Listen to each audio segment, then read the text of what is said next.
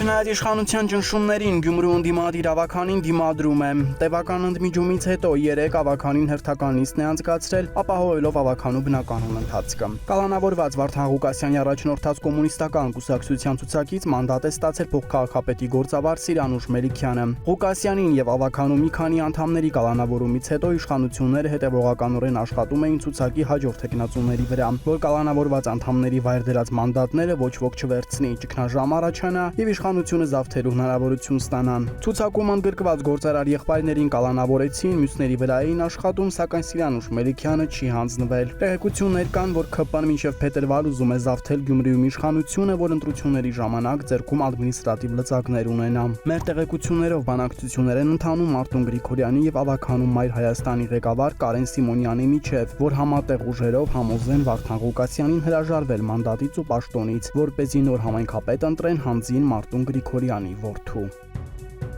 Մայրաթորը հայտարարել է, որ դեկտեմբերի 10-ից 12-ը եպիսկոպոսաց ժողով կկայանա, որին կմասնակցեն ոչ միայն Հայաստանի անտարածքում ծառայություն մատուցող եպիսկոպոսները, այլև բոլոր թեմերի։ Սակայն դեռ չեն գաղտնասերծում ժողովի օրակարգը։ Արդյոք կդադարեցվի տիրադավ 10 եպիսկոպոսների պաշտոնավարումը, կդրվի կոչումների զրկելու հարցը։ Հիշեցնենք, որ նման հորդորով են հանդես եկել Միքայել եւ Բագրատ արքեպիսկոպոսները։ Մեր տեղեկություններով Փաշինյանի հետ նրանց հանդիպումից հետո Մայրաթորում պատժի տարբերակներ են քննարկել, բայց վերջնական որոշման չեն հանգել, ելնելով մի շարք հանգամանքներից։ Օրինակ առաջարկել են ոչ թե կարգառույց անել այդ հոգևորականներին, այլ պաշտոնաթող անել, թեմական առաջնորդությունից զրկել։ Սակայն հաշվի առնելով Հովանավանքի նախադեպը, երբ իրավապահները ապահովում են վանքի զավթումն ու պահպանում կարգառույց քահանային, կարծիք է հնչել, որ սրանց դեպքում էլ իշխանությունը կխրախուսի ապօրինությունը եւ կարգառույց եպիսկոպոսները դուրս չեն գա առաջնորդարաններից։ Առաջարկել են Վեհարանի տեսուչին կամ ԵՊՀ աստվածաբանության ֆակուլտետի նախկին դեկանին պաշտոնազրկել, սակայն դա էլ կնշանակի նույն հանցանքին ընտրովի մոտեցում ցուցաբերել, ուստի որոշել են հարցը թողնել եպիսկոպոսաց ժողովի քննությանը։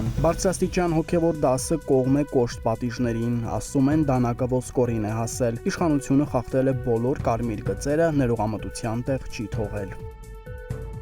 Նիկոլ Փաշինյանը վեհափարի եւ եկեղեցու դեմ պայքարի մարտավարությունը փոխել է։ Խաչակրաց արշավանքը տեղափոխել է ներեկեղեցական տիրույթ, ներսից է քանդում եկեղեցին։ Իշխանական աղբյուրներից տեղեկացանք, որ սցենարը հետեւյալն է. եպիսկոպոսաց դասից էլի ինչ որ անձանց իրենց կողմը բերել, այնուհետև պարտադրել վեհափարի հրաժարականը։ Այսօր ընդամենը 10 բարձրաստիճան հոգևորական է միացել, մի քանի քահանաներ։ Իշխանական աղբյուրները վստահեցնում են, որ առաջիկա օրերին 2-3 նոր անուն կլսենք, սակայն պահանջվում է գոնե մոտ 25 բարձրաստիճան հոգևորականի աջակցություն։ Իդեպ անգամ այդ պարագայում չեն կարող երազել վեհափարի կանգեցության մասին, քանի որ եկեղեցական կանոնակարգով այդ հարցը քննարկում է եպիսկոպոսաց ժողովը, իսկ ժողովը հրավիրելու իրավասությունը կաթողիկոսինն է։ Եվ եթե վեհափարը որոշի դիմադրելու չհեռանալ կամ եթե վստահ լինի, որ ժողովի մեծամասնությունն իր դեմ է, ժողով էլ չի հրավիրի։